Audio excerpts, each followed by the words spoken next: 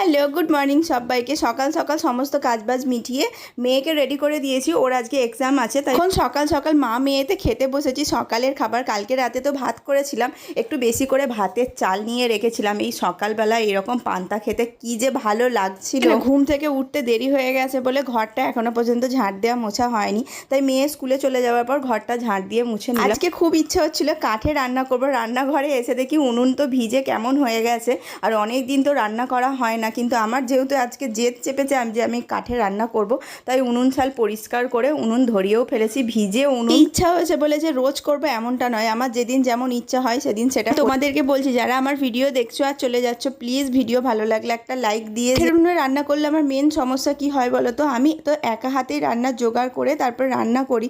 মেয়ে স্কুলে যেতে যেতে 10টা সাড়ে 10টা বেজে যায়। তারপরে সমস্ত রান্নার জোগাড়জাটি করে রান্নাবান্না করতে না ভীষণ দেরি হয়ে যায়। আবার হাজব্যান্ড কাজে যায়, 12:30টার মধ্যে রান্না করতে হবে। সেই কারণেই কাঠে রান্না করা হয়ে ওঠে না। আজকের মতো ভিডিওটা এখানেই এন্ড করি, আবার দেখা হবে। For watching.